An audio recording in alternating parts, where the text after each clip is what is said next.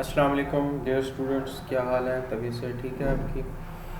अच्छा, आज हम स्टार्ट करने लगे हैं मार्केटिंग और हम बुक फॉलो करेंगे कॉटलर की प्रिंसिपल्स ऑफ मार्केटिंग। इसका 17th एडिशन में करवाने लगा हूँ। कोशिश करूँगा कि सारी बुक ही कंप्लीट करवा दूँ आपको। मेन पॉइंट्स, वो पॉइंट्स जो बीपीएससी या एफपीएससी में पूछे जा सकते हैं। सबसे पहले इसके कंटेंट को देखते हैं कि इसमें टोटल कितने चैप्टर्स हैं और क्या क्या कंटेंट है। तो टोटल इसके 20 चैप्टर्स हैं और 4 पार्ट्स बने हुए हैं।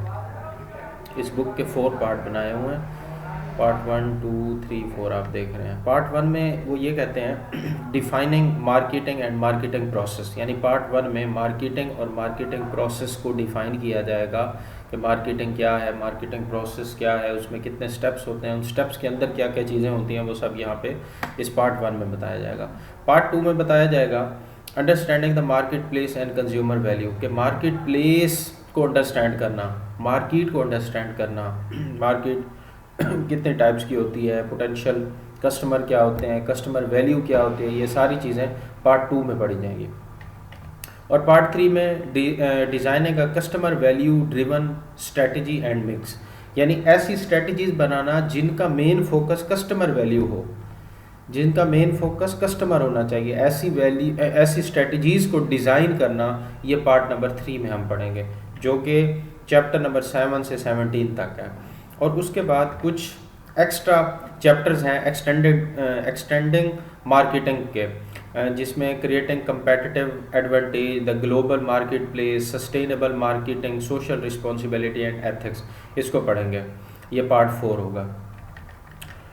तो आज पहला चैप्टर स्टार्ट करते हैं। पहला चैप्टर ये है कि marketing, creating customer value and engagement. तो पहले चैप्टर को लेके चलते हैं। ये देखें, ये पहला चैप्टर है। जो भी चैप्टर स्टार्ट करना हो ना, उससे सॉरी ये 7th चैप्टर खुल गया, फर्स्ट चैप्टर पे आते हैं। जो भी चैप्टर आप स्टार्ट करें ना, सबसे पहले उसके लर्निंग ऑब्जेक्टिव लाजमी पढ़ा करें, ताकि आपको पता हो कि इस पूरे चैप्टर में क्या बात की जा रही है, एजेंडा क्या है, आपके माइंड में एक एजेंडा हो कि इस चैप्टर में आप क्या सीखने वाले हैं। और जब वो चैप्टर पढ़ लेना, इस फिर लर्निंग ऑब्जेक्टिव को दोबारा पढ़ा करें, ताकि आपको पता चले कि जो ऑब्जेक्टिव आप ले कर चले थे पूरे चैप्टर को समझने के लिए, उसमें से कितने कुछ आपने समझ लिए हैं, अचीव कर लिए हैं। तो इसमें सबसे पहला जो लर्निंग ऑब्जेक्टिव है वो व्हाट इज़ मार्केटिंग, यानी define marketing and outline the steps in marketing process. हम ये समझेंगे कि मार्केटिंग क्या है, उसको उसकी डेफिनेशन को समझेंगे, और फिर मार्केटिंग जो प्रोसेस है उसमें कितने स्टेप्स होते हैं उसकी आउटलाइन देखेंगे। और उसके बाद दूसरा लर्निंग ऑब्जेक्टिव ये है explain the importance of understanding the market place. अब मार्केट प्लेस जो मार्केट है उसको समझने की अहमियत क्या है, उसकी क्या अहमियत है कि हम उसे समझें, तो इस चीज़ के बारे में पढ़ा जाएगा। एंड कंज्यूमर, मार्केट प्लेस और कंज्यूमर को अंडरस्टैंड करने की क्या अहमियत होगी। And identify 5 core market place concept, ये बहुत अहम है पीपीएससी के हवाले से, 5 core concepts for market place, तो इसको पढ़ेंगे। और उसके बाद अंडरस्टैंडिंग द, ये इसी में हो गया, यानी हेडिंग बना दिया उसने उसकी, understanding the market place and consumer need.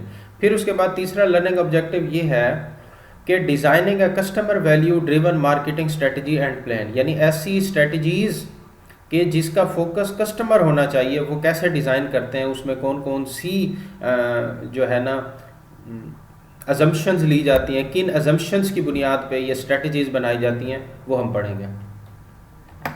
फिर उसके बाद अगला जो ऑब्जेक्टिव है वो managing customer relationship and capturing customer value. फिर उसके बाद चेंजिंग मार्केटिंग लैंडस्केप। तो ये हमारे ऑब्जेक्टिव हैं। तो पहले ऑब्जेक्टिव को लेके अब आगे चलते हैं। सबसे पहले वो यहाँ पे ब्रीफ डेफिनेशन कर रहे हैं। मैं आपको वाइट बोर्ड पे भी पढ़ा सकता था, मैं आपको जो है ना नोट्स से भी पढ़ा सकता था किसी और से। मैं यहाँ से क्यों पढ़ा रहा हूँ, क्योंकि जो पीपीएससी एफपीएससी का आपका पेपर आता है ना वो इन्हीं रिकमेंडेड बुक से आता है, तो आपको इन रीडिंग्स का पता होना चाहिए, रीडिंग आपने पढ़ी होनी चाहिए, आपको इसकी अंडरस्टैंडिंग होनी चाहिए कि कौन कौन से पॉइंट्स हैं, वो यहीं से एमसीक्यूज बनाएगा। तो यहाँ पे वो ब्रीफ अब ये पूरी बुक नहीं पढ़नी, पूरी बुक की मेन टर्मिनोलॉजीज़ आपको पढ़ाऊँगा, सारी बुक की भी टर्मिनोलॉजीज़ नहीं पढ़ाऊँगा, मेन चीज़ें पढ़ाऊँगा कि आपको इस काबिल इंशाल्लाह बनाऊंगा कि अगर मार्केटिंग से रेलिवेंट कोई सवाल आ जाता है तो आप उसके ऑप्शन तक, उसके करेक्ट ऑप्शन तक पहुंच सकते हैं। देखें ये पूरी बुक आप पढ़ लें, इसका एक एक वर्ड भी आप याद कर लेना, तो इस बात की एश्योरिटी नहीं है कि आपके एमसीक्यूज़ यही एमसीक्यूज़ आपको नज़र आएंगे, यानी ये सेम एमसीक्यूज़ आपको नज़र आए। लेकिन अगर आप इनको अच्छे तरीके से समझ लेते हैं तो आप इंशाल्लाह इस काबिल हो जाएंगे कि जो भी स्टेटमेंट एमसीक्यूज़ की फॉर्म में पीपीएससी में आ रही है उसको अंडरस्टैंड कर पाएंगे और बेहतर ऑप्शन तक, करेक्ट ऑप्शन तक पहुंच पाएंगे। अच्छा, तो मार्केटिंग की जो डेफिनेशन है वो क्या है? Marketing is engaging customer and managing profitable customer relationship, यानी मार्केटिंग को वो कहता है, ये डेफिनेशन बहुत अहम है, आपने याद रखनी है, एमसीक्यूज में पूछी जा सकती है। Marketing is engaging customer, marketing का मतलब है कस्टमर को इंगेज करना, and managing profitable customer relationship, और कस्टमर के साथ जो आपका प्रॉफिटेबल रिलेशनशिप है उसको मैनेज करना। यानी एक तो कस्टमर को इंगेज करना कि वो आपकी गुड्स परचेज करे, और दूसरा उसके साथ जो आपका रिलेशनशिप बन गया है, प्रॉफिटेबल रिलेशनशिप। प्रॉफिटेबल किस फॉर्म में? प्रॉफिटेबल ये कि आपकी गुड को वो परचेज कर रहा है, आप एक कंपनी है, आप एक फर्म है, आपकी गुड को वो परचेज कर रहा है तो आपको प्रॉफिट हो रहा है ना। जब भी आप कोई भी चीज़ सेल करते हैं तो प्रॉफिट होता है, तो वो प्रॉफिटेबल रिलेशन बन गया। अब उस प्रॉफिटेबल रिलेशनशिप को मैनेज करना है। मार्केटिंग है engaging customer and managing profitable customer relationship. तो मार्केटिंग में दो बेसिक कंपोनेंट हैं। अब कुछ लोग समझते हैं कि सेलिंग मार्केटिंग होती है, एडवर्टीजमेंट मार्केटिंग होती है, वो मार्केटिंग के कंपोनेंट्स होते हैं। मार्केटिंग इससे बहुत वसी है, मार्केटिंग में बहुत सारी चीज़ें आ जाती हैं। ये सेलिंग करना या एडवर्टीजमेंट वगैरह करना, ये जो है मार्केटिंग के छोटे छोटे कंपोनेंट्स हैं।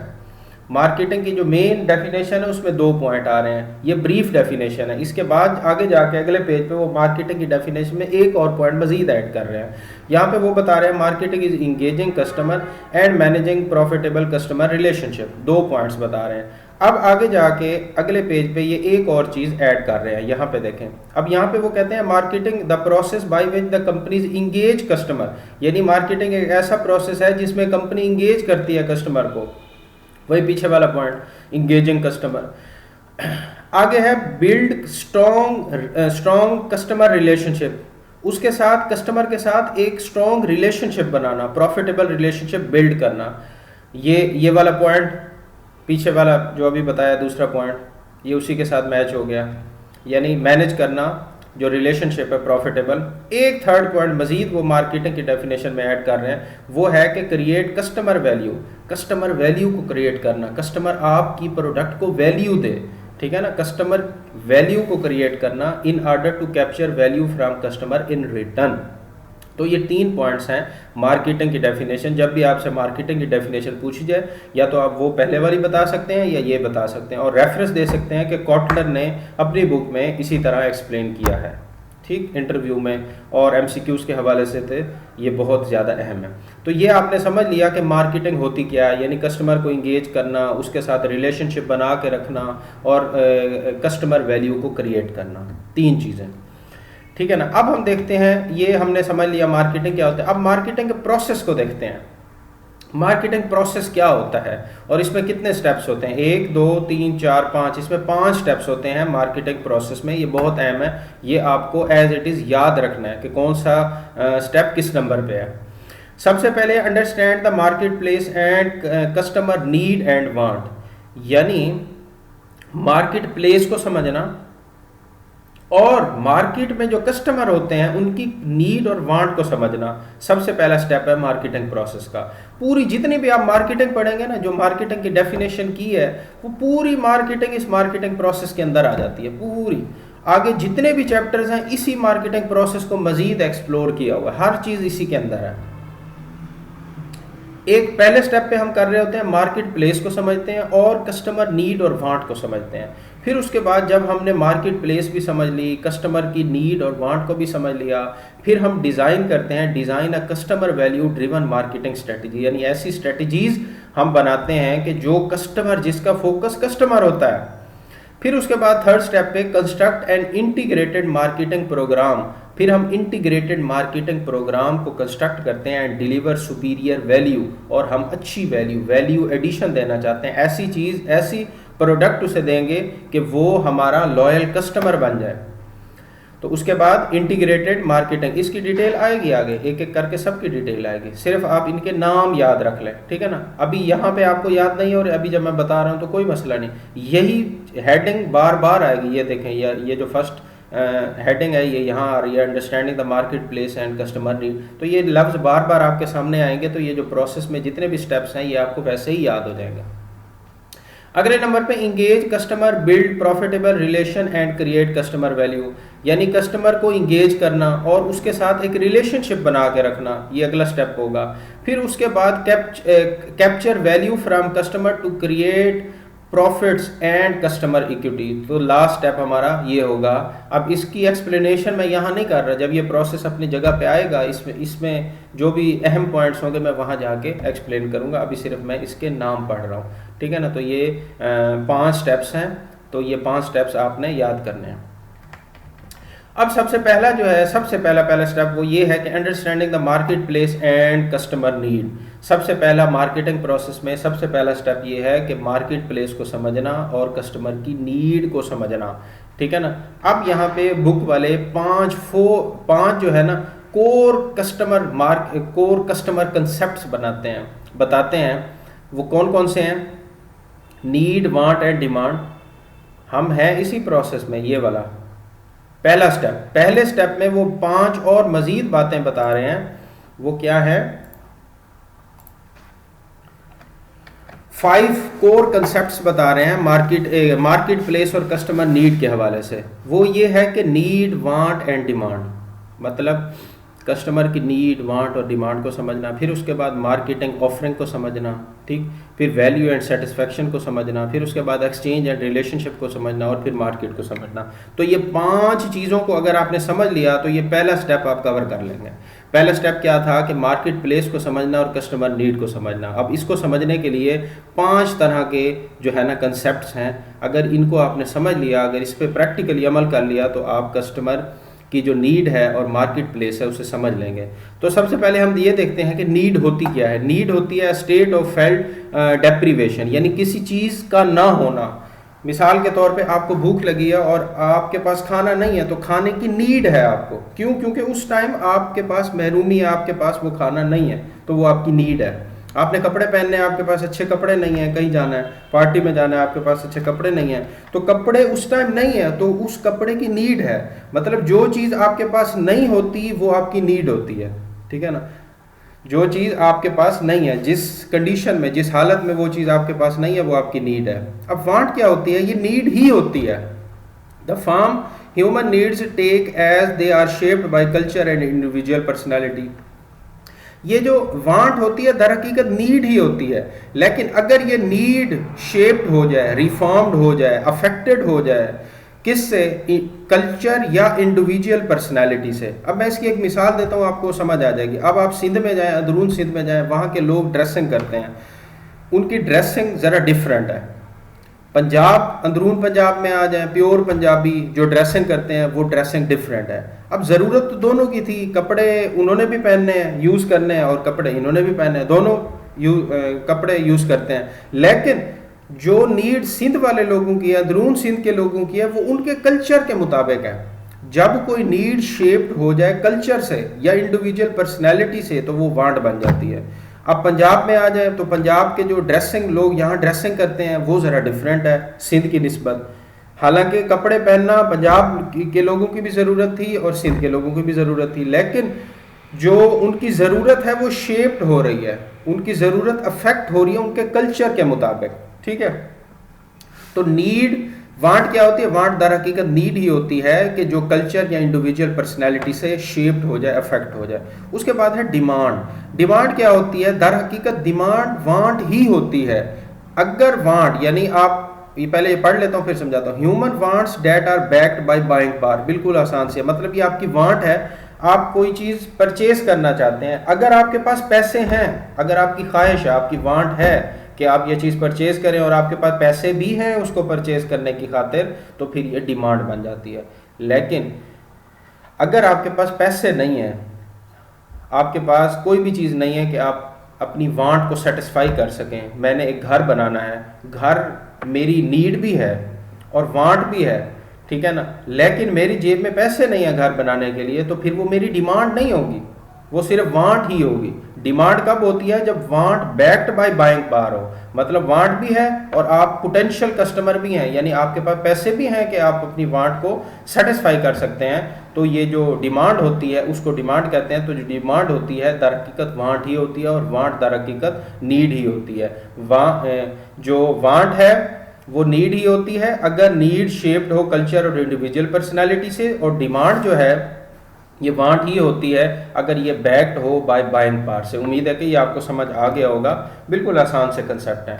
तो ये पहला 5 कोर कंसेप्ट हम समझ रहे हैं ना, मार्केटिंग प्लेस को समझने के लिए और कस्टमर नीड को समझने के लिए। तो उसमें से पहला हमने कवर कर लिया। अब दूसरा है मार्केट ऑफरिंग की तरफ। मार्केट ऑफरिंग क्या होती है? मार्केट ऑफरिंग होती है some combination of the product, service, information or experience offered to market to satisfy a need or want, यानी कस्टमर की नीड या वांट को सेटिस्फाई करने के लिए जो भी चीज़ उसे प्रोवाइड की जाती है, वो प्रोडक्ट की फॉर्म में हो, वो सर्विस की फॉर्म में हो, इन्फॉर्मेशन की फॉर्म में हो, एक्सपीरियंस की फॉर्म में हो, आइडिया की फॉर्म में हो, पर्सन की फॉर्म में हो, प्लेस की फॉर्म में, ऑर्गेनाइजेशन की फॉर्म में, किसी भी फॉर्म में, कि कस्टमर की नीड या वांट सेटिस्फाई हो रही है जिस भी चीज़ से, अगर वो प्रोवाइड की जा रही है मार्केट में, तो उसको मार्केट ऑफरिंग कहते हैं। ज़्यादातर जो ब्रॉड कंसेप्ट है वो ये है कि प्रोडक्ट या सर्विस, सर्विस में इंटेंजिबल सारी चीज़ें आ जाती हैं और प्रोडक्ट में टेंजिबल चीज़ें आ जाती हैं।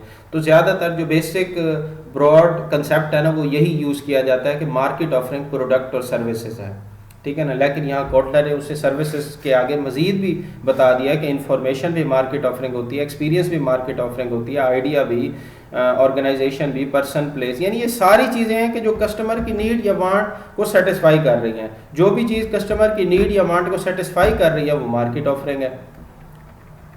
अच्छा, अब इस बुक का थोड़ा सा एक ट्रेंड है कि ये ना एक टॉपिक बताते बताते कोई नई टर्म अंदर बता देता है जो डायरेक्टली रिलेट नहीं हो रही होती टॉपिक से, इनडायरेक्टली होती है, उसका रिलेशन होता है लेकिन डायरेक्टली उसका कोई रिलेशन नहीं होता। तो मैं इसे कहूँगा ये विद इन ब्रैकेट एक टर्म है, ठीक है ना।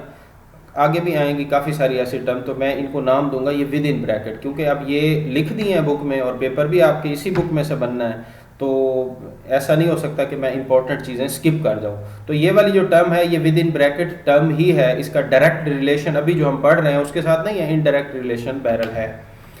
मार्केट मेयोपिया, मार्केट मेयोपिया ये विद इन ब्रैकेट एक टर्म है, इसको समझ लेते हैं क्या होता है। मार्केट मेयोपिया, the mistake of paying more attention to the specific product a company offers than to the benefits and experience produced by these product, यानी mistake of paying more attention, गलती है of paying more attention to the specific product a company offer, जो company है जो अपने product offer कर रही है उसकी ज़्यादा तवज्जो उसके ऊपर है, बजाय इसके कि वो इस चीज़ पे तवज्जो दे कि इस प्रोडक्ट से कस्टमर को क्या फ़ायदे होने वाले हैं, बजाय इसके कि वो फ़ायदों की तरफ फोकस करे कि हमारी प्रोडक्ट यूज़ करने से कस्टमर को क्या फ़ायदे हो रहे हैं, वो इस चीज़ पे ज़्यादा फोकस अगर करने लग जाए कि जो है ना स्पेसिफिक प्रोडक्ट की क्वांटिटी पे ज़्यादा तवज्जो देने लग जाए, क्वालिटी पे तवज्जो ना दे, तो इसको कहते हैं मार्केट मेयोपिया।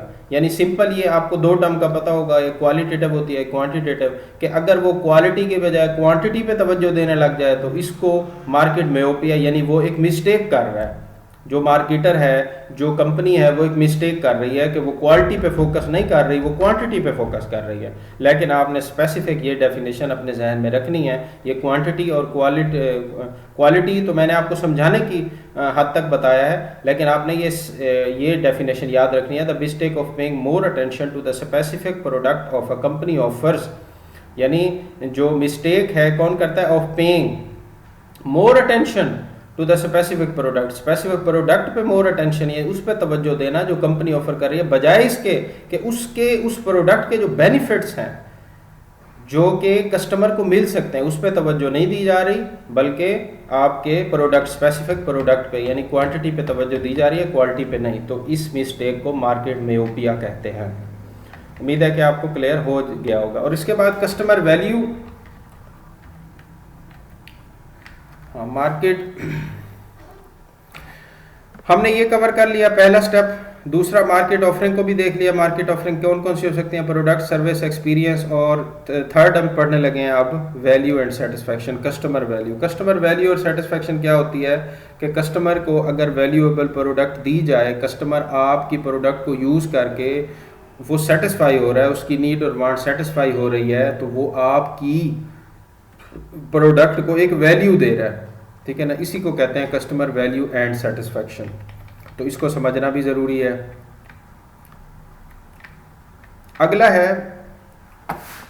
Exchange and relationship. ये बिल्कुल आसान सा। एक्सचेंज क्या होता है, यानी तबादला करना, एक चीज़ लेना दूसरी देना, ठीक है ना। ये बिल्कुल आसान है, ये इतनी इंपॉर्टेंट डेफिनेशन नहीं है। The act of obtaining a desire object from someone by offering something in return, यानी कुछ किसी से लेना और उसके बदले कुछ दे देना, एक्सचेंज।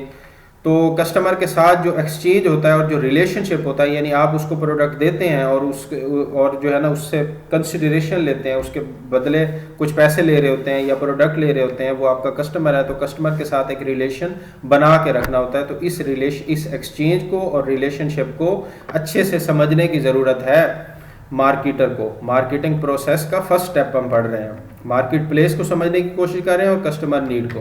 और इसके बाद जो लास्ट है, लास्ट डेफिनेशन ये है कि मार्केट क्या होती है, the set of actual and potential buyer of a product और सर्विस, यानी किसी भी प्रोडक्ट या सर्विस के potential buyer, actual and potential, यानी ऐसी बायर जो उस प्रोडक्ट या सर्विस को खरीदने की अहलियत भी रखते हैं।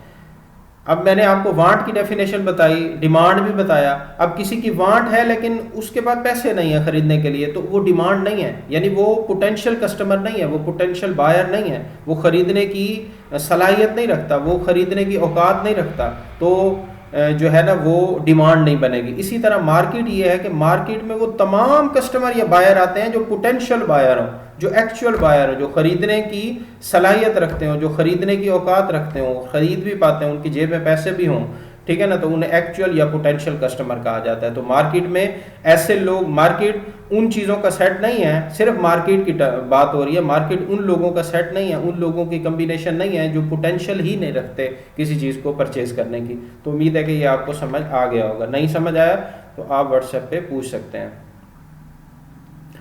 अच्छा,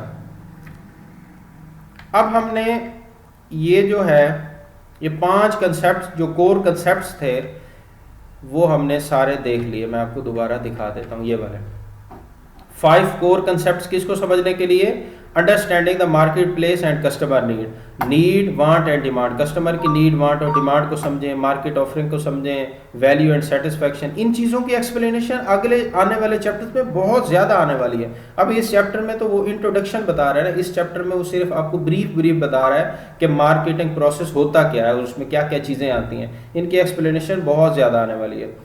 तो अगर जो चौथा है वो एक्सचेंज एंड रिलेशनशिप है और 5वां मार्केट हो गया। तो ये जो है ना 5 जो है ना कोर कंसेप्ट हमने देख लिए, किस में, understanding the market place and customer need को। अच्छा, अब हम आगे जाते हैं।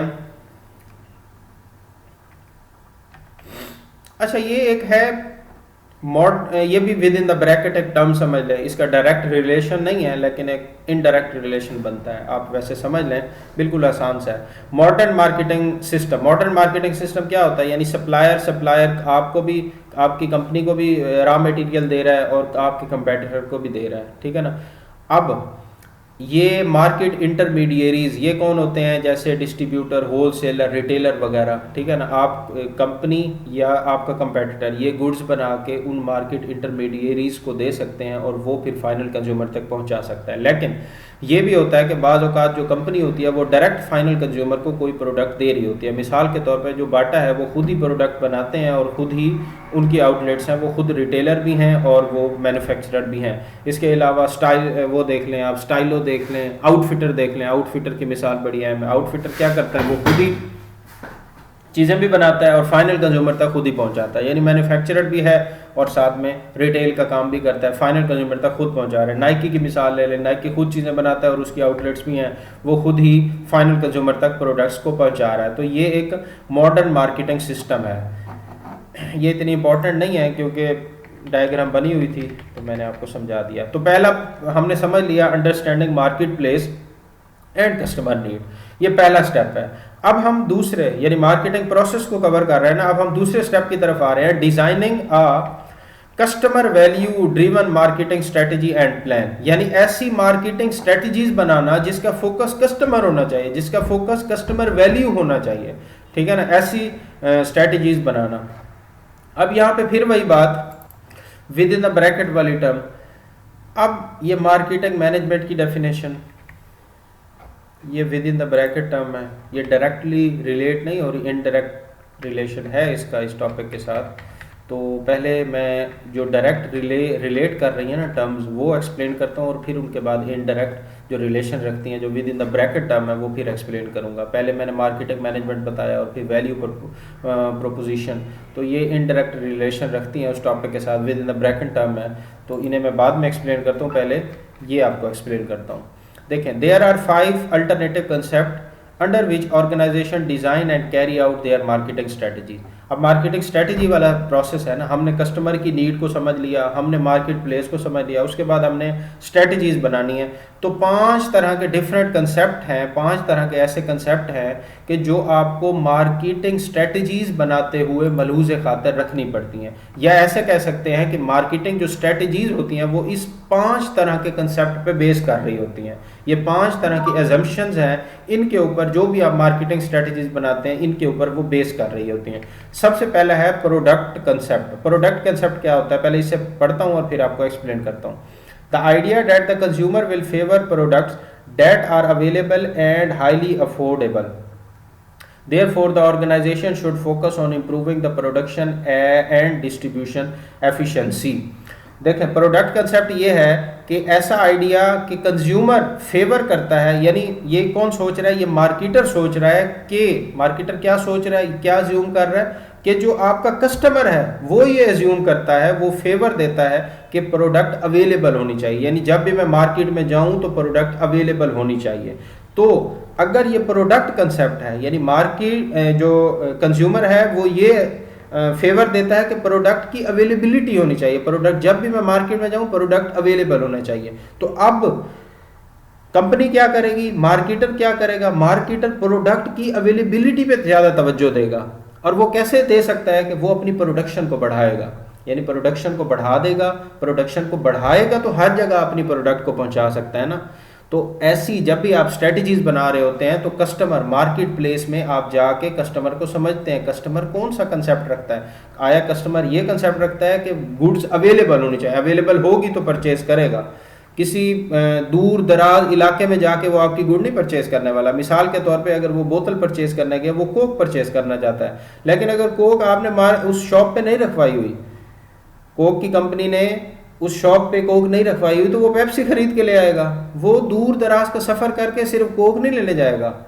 ठीक है, तो ये जो एनालिसिस है ये रिसर्च से आता है। जब आप मार्केट प्लेस और कस्टमर को समझते हैं तो फिर आपके पास निकल के आता है कि आपका जो कंज्यूमर है वो क्या सोचता है। कंज्यूमर ये सोच रहा है कि अगर गुड अवेलेबल होंगी तो वो परचेज कर लेगा और हाईली अफोर्डेबल होंगी तो वो परचेज कर लेगा। तो अब आपकी ज़्यादा तवज्जो, आपकी जो स्ट्रेटजीज होंगी वो इस बेस पे होंगी कि आप प्रोडक्शन पे तवज्जो दें, ज़्यादा से ज़्यादा चीज़ें प्रोड्यूस करें और उसकी डिस्ट्रीब्यूशन करें, अवेलेबल करें। जब भी कस्टमर किसी भी शॉप पे जाए आपकी गुड पड़ी होनी चाहिए, चाहे किसी और ब्रांड की हो ना हो, आपकी होनी चाहिए। तो आपकी जो स्ट्रेटजीज हैं वो किसके इर्द गिर्द घूमेगी, वो घूमेगी प्रोडक्शन के इर्द गिर्द। अगर प्रोडक्शन कंसेप्ट आपने मार्केट प्लेस और कस्टमर की नीड वांट को समझ के एनालाइज किया है। इसके बाद अगला होता है product concept. The idea that the consumer will favour the product that offer the most quality, performance and the feature, therefore the organization should devote its energy to making continuous product improvement. देखें, आपने market, पहले step पे आपने market को समझा, market place को समझा, customer की नीड एंड वांट को समझा, और फिर आपने ये नतीजा निकाला कि जो आपका कस्टमर है, टारगेट मार्केट में आपका जो कस्टमर है, वो ज़्यादा फेवर इस चीज़ को देता है कि प्रोडक्ट क्वालिटेटिव प्रोडक्ट होनी चाहिए, मतलब उसमें अच्छी फीचर्स होनी चाहिए, उसकी परफॉर्मेंस अच्छी होनी चाहिए। इस चीज़ पे तवज्जो नहीं देता कि वो अवेलेबल है या नहीं है, इस चीज़ पे ज़्यादा तवज्जो देता है कि प्रोडक्ट अच्छी होनी चाहिए, चाहे उसके पैसे ज़्यादा हों, प्राइस ज़्यादा हो, लेकिन क्वालिटेटिव प्रोडक्ट होनी चाहिए। तो आपकी जितनी भी स्ट्रैटेजीज़ हैं वो किस चीज़ पे डिपेंड कर रही होंगी कि आप अपनी गुड की क्वालिटी को इन्हांस करें, ठीक है ना, बजाय इसके क्वांटिटी के। ये जो प्रोडक्शन कंसेप्ट है ये क्वांटिटी के बारे में बता रहा है, ठीक है ना। जब प्रोडक्ट आपने एनालाइज किया मार्केट प्लेस को और प्रोडक्शन कंसेप्ट आपने समझा, आपका कंज्यूमर चाहता है कि गुड्स अवेलेबल हो, हाईली अफोर्डेबल, तो आपकी यानी क्वांटिटी आप बढ़ाएंगे। और प्रोडक्ट कंसेप्ट अगर है, कस्टमर को एनालाइज करने के बाद आपने ये समझा है कि कस्टमर चाहता है कि प्रोडक्ट अच्छी होनी चाहिए, उसकी क्वालिटी अच्छी होनी चाहिए, तो आपकी ज़्यादा तवज्जो किस पे होगी, आपकी जो स्ट्रेटजीज होंगी वो प्रोडक्ट की क्वालिटी पे होंगी। अच्छा, अब एक है सेलिंग कंसेप्ट और एक है मार्केटिंग कंसेप्ट। सेलिंग कंसेप्ट ये है, the idea that the consumer will not buy enough of the firm product unless the firm undertake a large scale selling and promotion efforts. यानी आइडिया ये है कि consumer आपकी प्रोडक्ट नहीं purchase करेगा, तब तक नहीं करेगा जब तक आप बहुत ज़्यादा सेलिंग कर लें और जो है ना ज़बान आम पे आपकी जो है ना प्रोडक्ट्स आ जाएं, हर कोई कहे कि ये प्रोडक्ट खरीदो, ये प्रोडक्ट खरीदो, ठीक है ना, आप मतलब ज़्यादा मार्केट में मशहूर हो जाए, आपकी बहुत ज़्यादा सेलिंग हो रही हो, हर घर में आपका प्रोडक्ट पड़ा हो, तो आप जो है ना, आपकी जो स्ट्रेटजीज होंगी ये वो सेलिंग कंसेप्ट के इर्द गिर्द घूमेगी। यानी आपने मार्केट को समझा, अपनी टारगेट मार्केट को, कस्टमर को समझा, कस्टमर इस चीज़ को वैल्यू देता है कि हम उस गुड को परचेज़ करेंगे जिसको अक्सर लोग परचेज़ करते हैं, जिसकी बहुत ज़्यादा सेलिंग है, ठीक है ना। तो आपकी जो भी स्ट्रेटजीज होंगी वो किस से रेलिवेंट होंगी, उस सेलिंग कंसेप्ट से रेलिवेंट होंगी, अगर आपका कस्टमर ये अज्यूम कर रहा है, अगर आपका कस्टमर ये अज्यूम करता है, ठीक है। अब जो मार्केटिंग कंसेप्ट है ये ऐसी, पहले इसे पढ़ता हूँ फिर समझाता हूँ। A philosophy in which achieving organisational goal depend on knowing the need and want of the target market and delivering the desire satisfaction better than competitor do. जो मार्केटिंग कंसेप्ट है ना वो डिफरेंट है सेलिंग कंसेप्ट से, ठीक है ना। Marketing concept ये है कि सबसे पहले कस्टमर की नीड और वांट का एनालाइज करना कि वो क्या चाह रहा है, जो चाह रहा है फिर उसके मुताबिक प्रोडक्ट बनाना, ये मार्केटिंग कंसेप्ट है, ठीक है। अब मार्केटिंग कंसेप्ट और सेलिंग कंसेप्ट को थोड़ा सा उसने डिफरेंशिएट भी की है यहाँ पे वो कहता है कि सेलिंग और मार्केटिंग कंसेप्ट कंट्रास्ट, उसने कंट्रास्ट किया है। वो कहता है जो सेलिंग कंसेप्ट होता है ना वो इनसाइड आउट व्यू होता है, इनसाइड आउट व्यू, और इसका स्टार्टिंग जो पॉइंट होता है ना वो फैक्ट्री होता है। मतलब ये कि आप जो है ना इन से आउट जा रहे हैं, अपनी फैक्ट्री में प्रोडक्शन कर रहे हैं। क्यों प्रोडक्शन कर रहे हैं? Selling concept. सेलिंग कंसेप्ट को अपने जहन में रखना है आपने। सेलिंग कंसेप्ट क्या है कि बहुत ज़्यादा आपका कस्टमर तब आपकी गुड खरीदेगा जब आपकी बहुत ज़्यादा सेलिंग होगी, और बहुत ज़्यादा चीज़ें सेल करने के लिए आपको प्रोडक्शन भी ज़्यादा करनी पड़ेंगी। तो ये इनसाइड आउट है। तो आप क्या करेंगे, सबसे पहले ये करेंगे, स्टार्टिंग पॉइंट जो आपका होगा वो फैक्ट्री होगा, और फोकस क्या होगा, एग्जिस्टिंग प्रोडक्ट। जो एग्जिस्टिंग प्रोडक्ट है उनकी सेलिंग करो, उनकी प्रमोशन करो, यानी ज़्यादा से ज़्यादा बेचो। ज़्यादा से ज़्यादा बेचोगे तो तब जो आपका टारगेट कस्टमर है, जो आपकी टारगेट मार्केट में कस्टमर है, वो तब आपकी गुड परचेज करेगा। तो आपका ज़्यादा फोकस क्वांटिटी पे होता है कि ज़्यादा से ज़्यादा चीज़ों को बेचो, ठीक है ना, सेल वॉल्यूम बढ़ाओ। तो जब आप सेल वॉल्यूम ज़्यादा से ज़्यादा चीज़ों को बेचोगे तो तब कस्टमर आके आपकी प्रोडक्ट मार्केट में आके परचेज करेगा। लेकिन मार्केटिंग कंसेप्ट मार्केट से शुरू होता है, यानी पहले कस्टमर की नीड और वांट को समझो। जब उसकी नीड और वांट समझ लो तो फिर उसके मुताबिक प्रोडक्ट बनाओ। तो मार्केटिंग जो कंसेप्ट होता है वो आउटसाइड इन व्यू होता है। आउटसाइड इन व्यू यानी बाहर, अपनी ऑर्गेनाइजेशन से बाहर जाके मार्केट में कस्टमर की नीड और वांट को समझो, और फिर उसके मुताबिक इन में आके, यानी अंदर कंपनी के अंदर आके, फैक्ट्री में आके फिर उसके मुताबिक प्रोडक्ट बनाओ। तो ये फ़र्क है। जो सेलिंग कंसेप्ट है वो इनसाइड आउट व्यू है, और जो मार्केटिंग कंसेप्ट है वो आउटसाइड इन व्यू है। अच्छा, ये आगे आएगा तो ये मैं अगले चैप्टर्स में जाके आपको एक्सप्लेन कर दूंगा, लेकिन यहाँ पे सरसरी था, मैं आपको बता देता हूँ ये क्या होता है।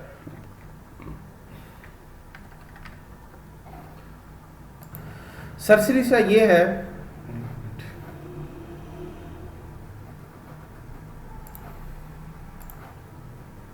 Societal marketing concept societal marketing concept सरसरी ये है कि इसमें 3 एलिमेंट्स होते हैं, एक कंज्यूमर, कंपनी और सोसाइटी।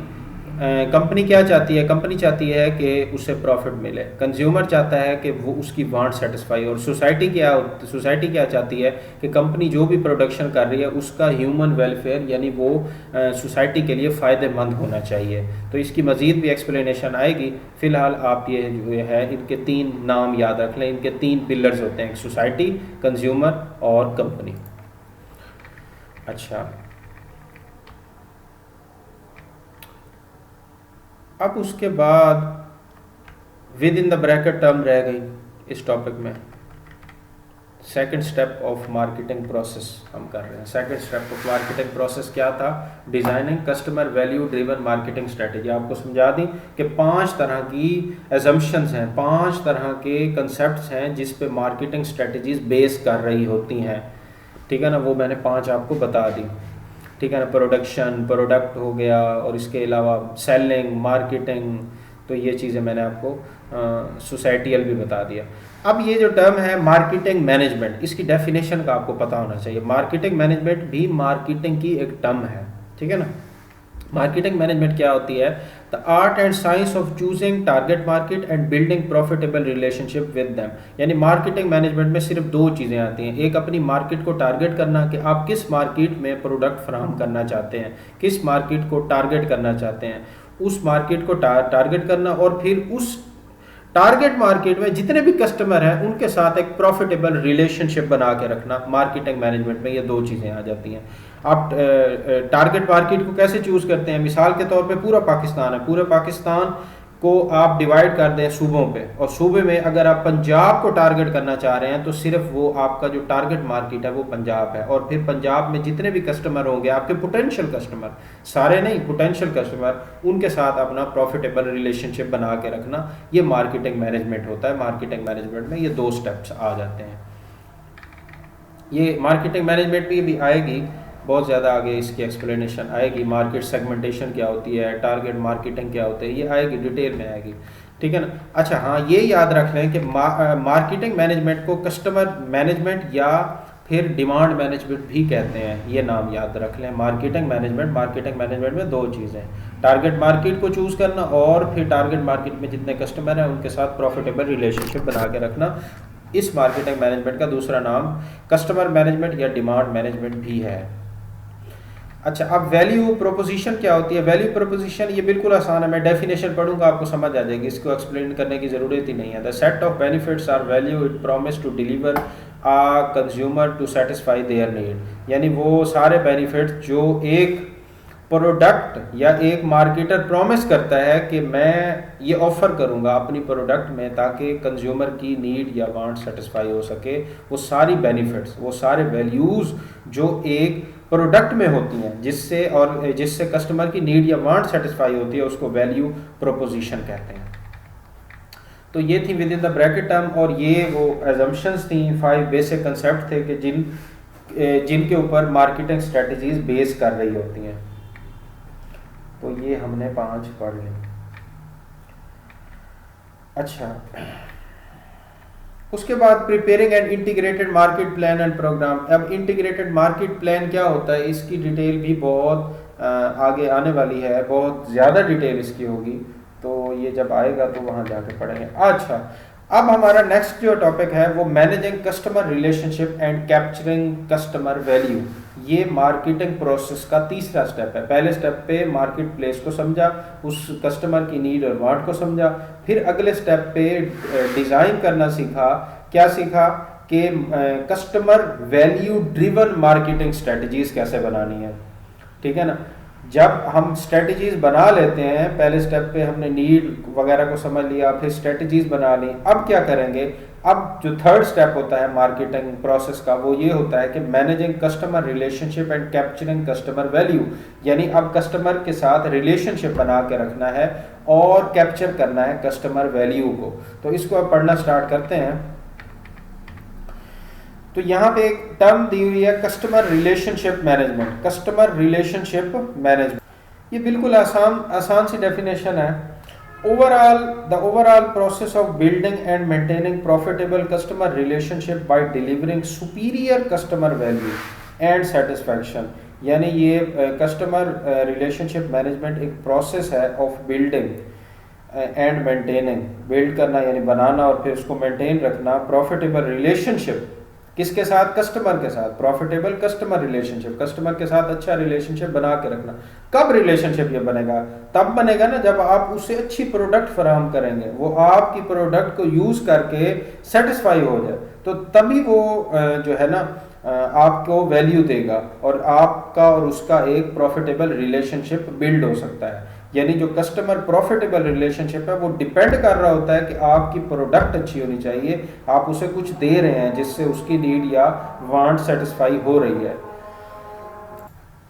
ये अजान हो रही थी, मैंने पास कर दिया था। कस्टमर परसीव्ड वैल्यू, पहले मैं इसे पढ़ता हूँ और फिर आपको एक्सप्लेन करता हूँ। The customer evaluation of difference between all benefits and all the cost of marketing offer relative to those of competing offers।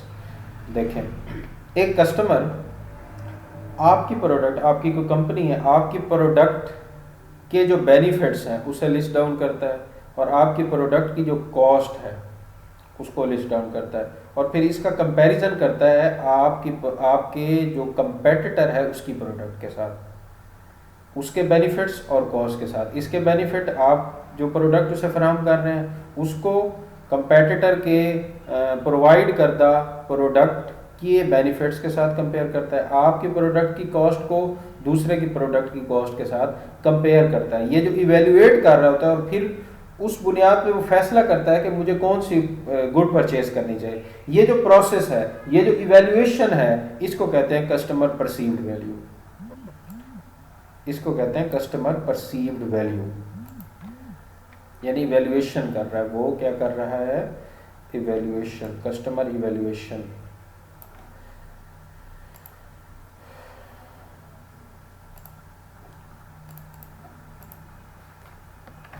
अच्छा, बिल्कुल आसान सा है। अब आगे चलते हैं।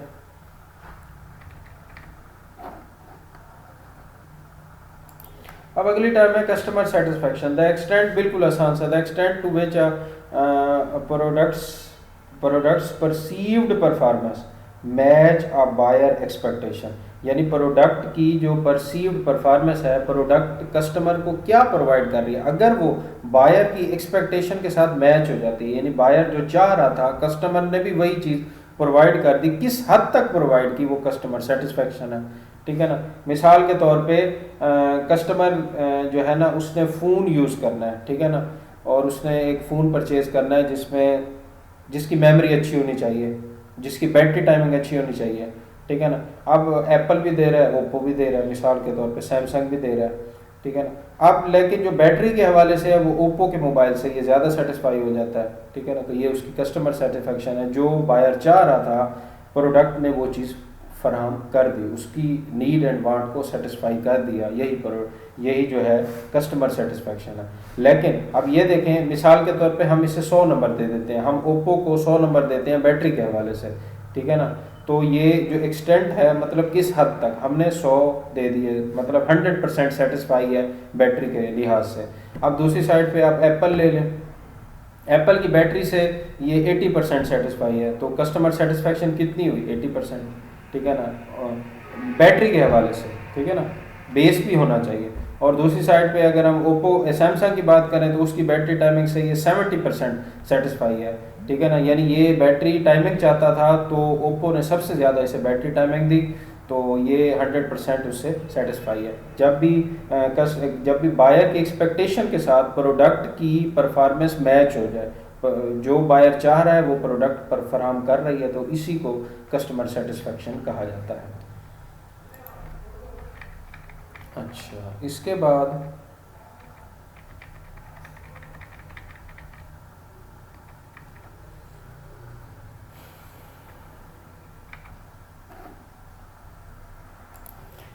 देखिए, ये अब है कस्टमर इंगेजमेंट मार्केटिंग। यानी ऐसी मार्केटिंग करना कि जिसमें कस्टमर भी इंगेज है, यानी कस्टमर भी आपके बिहाफ पे मार्केटिंग कर रहा है, आपकी मार्केटिंग कर रहा है। ये जो मार्केटिंग है, जो सब्जेक्ट हम पढ़ रहे हैं, इसकी अक्सर जो डेफिनेशन है वो सेल्फ एक्सप्लेनेटरी है, नाम से ही शो हो रहा होता है कि इसका ये मतलब होगा। यानी ऐसी मार्केटिंग हो रही है कि जिसमें कस्टमर इंगेज है, यानी कस्टमर आपके बिहाफ पे आपकी मार्केटिंग कर रहा है।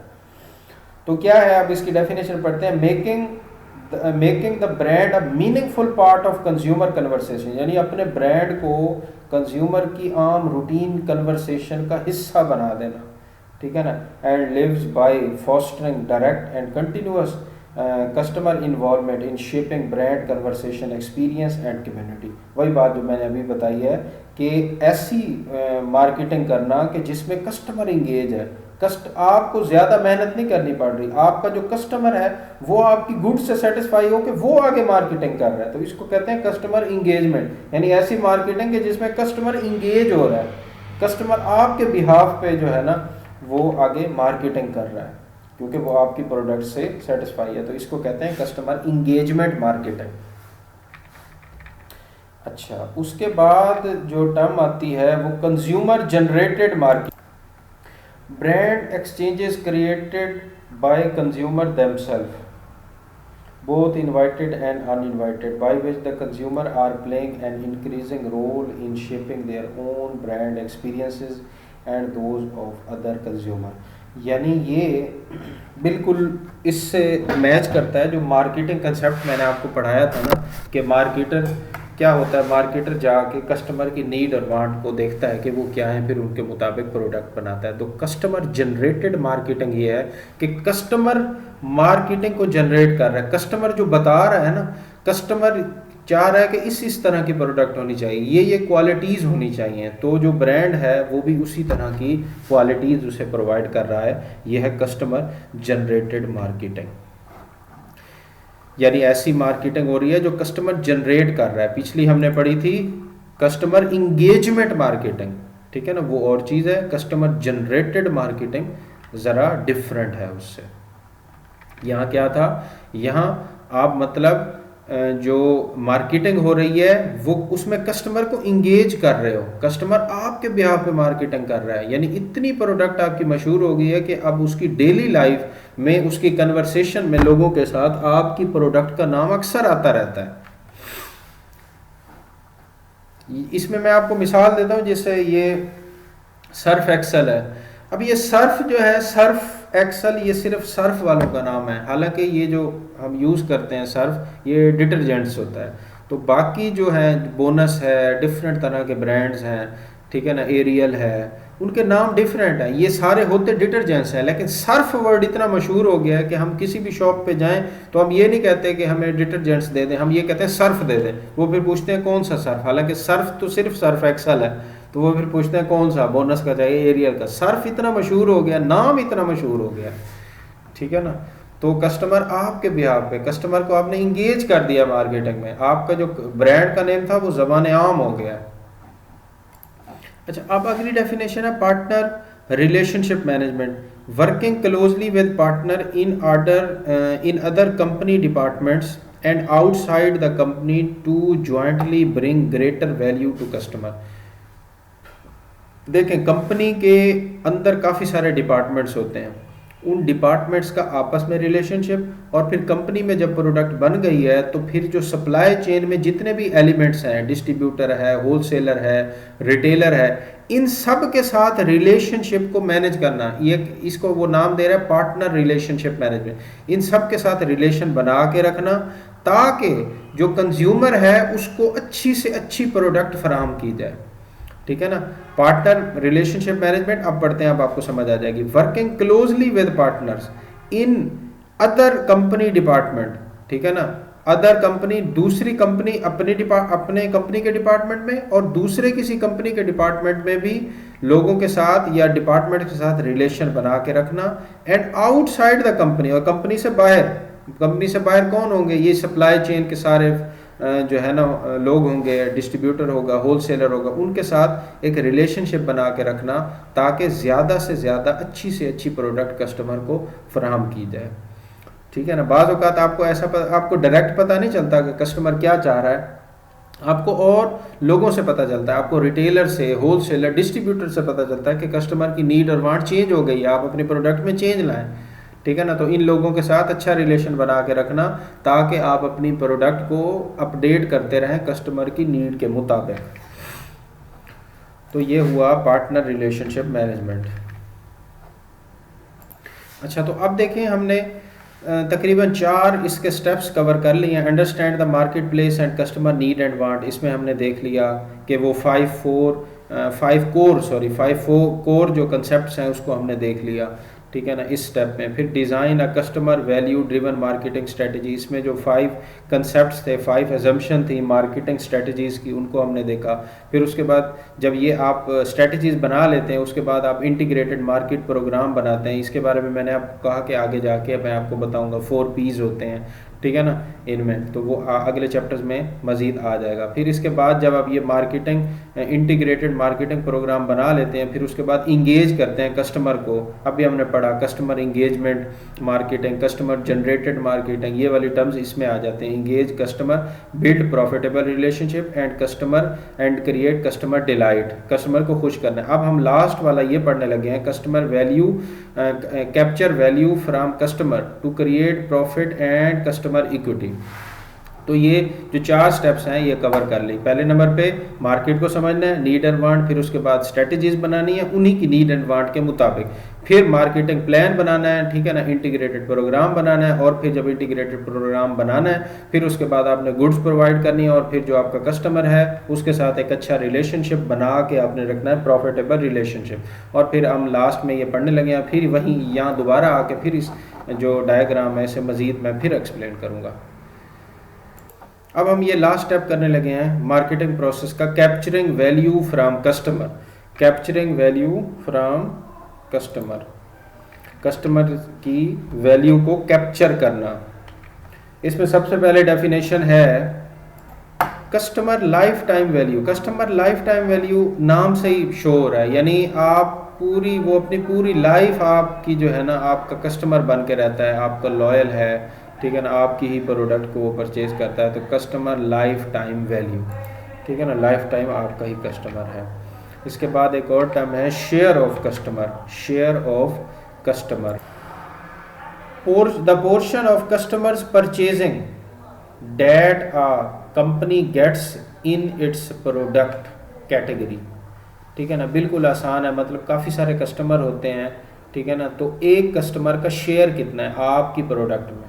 ठीक है ना, शेयर ऑफ, जैसे मार्केट शेयर होता है, हर कंपनी का मार्केट शेयर होता है, यानी टोटल मार्केट कितनी है और उस कंपनी का मार्केट शेयर कितना है टोटल मार्केट में। तो ये वही है कि आपके प्रोडक्ट में एक कस्टमर का कितना पोर्शन है, उसकी परचेजिंग का कितना पोर्शन है, तो इसको कहते हैं शेयर ऑफ मार्केट। ये इतनी इंपॉर्टेंट टर्म्स नहीं है, जो मैंने आपको नीड वांट बताया, मार्केट ऑफरिंग भी इतनी इंपॉर्टेंट नहीं है। इसके अलावा आपको वो वाले कंसेप्ट का पता होना चाहिए, product concept, production concept, selling concept, marketing concept, ये अहम चीज़ें हैं। पहले चैप्टर में से इनमें से क्वेश्चन बन सकते हैं।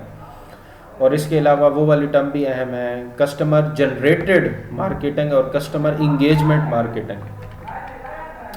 अच्छा, अब हम देखते हैं कस्टमर इक्विटी को। The total combined customer life time values of all companies customer, यानी एक तो हमने पढ़ा था ना शेयर ऑफ कस्टमर, कि भाई आपकी जो प्रोडक्ट है उसमें एक एक कस्टमर का कितना शेयर है। कस्टमर इक्विटी, टोटल जितने आपके कस्टमर है ना, वो कस्टमर इक्विटी में टोटल जितने पोटेंशियल कस्टमर, लॉयल कस्टमर, आपके ही कस्टमर हैं, लाइफ टाइम आपके कस्टमर हैं, वो कस्टमर इक्विटी है। यानी ऐसे आप कह सकते हैं कि ये जो 100 बंदे हैं ये हमारे लॉयल कस्टमर, ये पूरी ज़िंदगी हमारे से ही प्रोडक्ट खरीदेंगे, तो वो कस्टमर इक्विटी है, यानी ये पक्के आपके कस्टमर है, उसको कस्टमर इक्विटी कहते हैं। ठीक है ना, इस इक्विटी को फाइनेंशियल अकाउंटिंग में डिफरेंट नाम दिया जाता है। Equity common stock share holders होते हैं जो इक्विटी जो इन्वेस्ट करते हैं किसी कंपनी में, तो ये भी ऐसे समझ लें कि जो कस्टमर इक्विटी है ये पक्के कस्टमर हैं, ये आपके प्रोडक्ट खरीदेंगे। तो इसकी क्या डेफिनेशन हुई, the total combined customer life time value, आपको हमेशा वैल्यू देते रहेंगे, ऑफ ऑल कंपनीज कस्टमर। ठीक है ना, जो कंपनी के कस्टमर हैं, ऑल कंपनीज कस्टमर इसमें आ जाते हैं। यानी आप सिर्फ इतना समझ लें कि जो पक्के लाइफ टाइम और लॉयल कस्टमर है ना, सारे के सारे, वो कस्टमर इक्विटी कहलाता है। अच्छा, इसके बाद हाँ,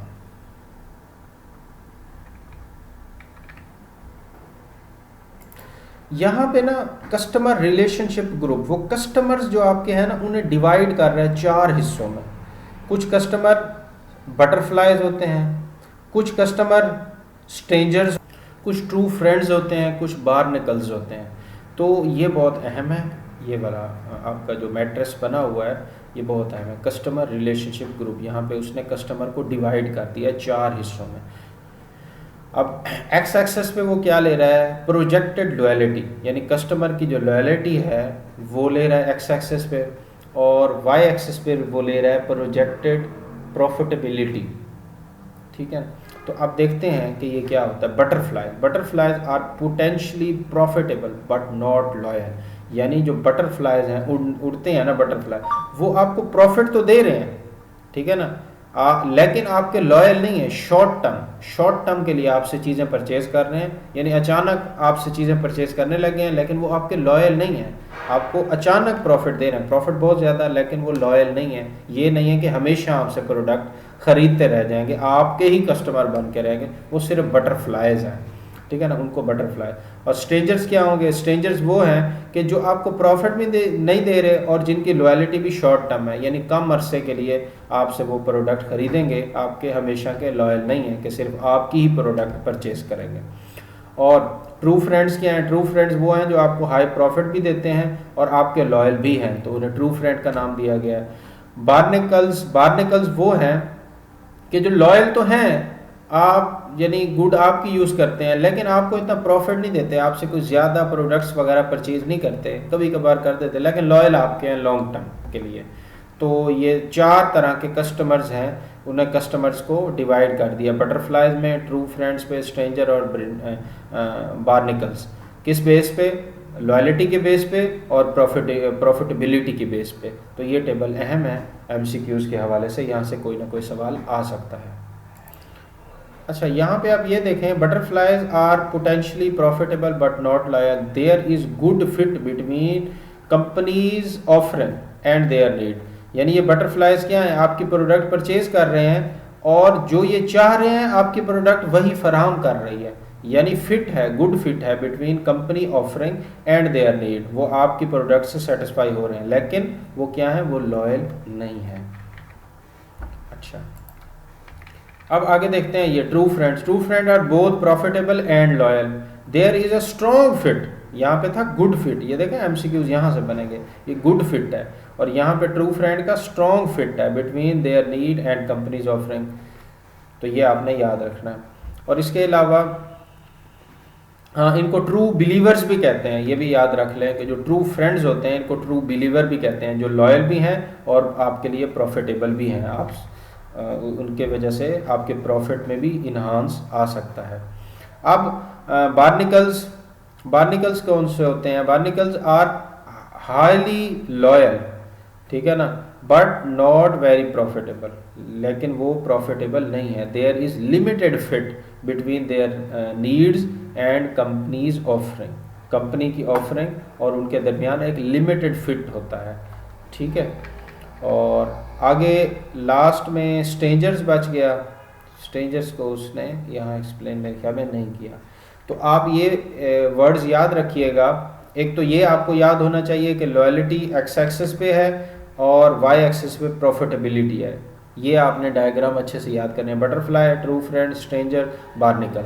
अब ये आपने याद रखनी है कि इन मार्केट ऑफरिंग और उनकी नीड के दरमियान फिट क्या है। बटरफ्लाई में गुड फिट है, जो ट्रू फ्रेंड्स है वो स्ट्रॉन्ग फिट है, और जो बार्निकल्स हैं ये लिमिटेड फिट है। स्ट्रेंजर्स को इधर मैं देख रहा हूँ, मेरे ख्याल में इधर नहीं है, उसको एक्सप्लेन नहीं किया हुआ,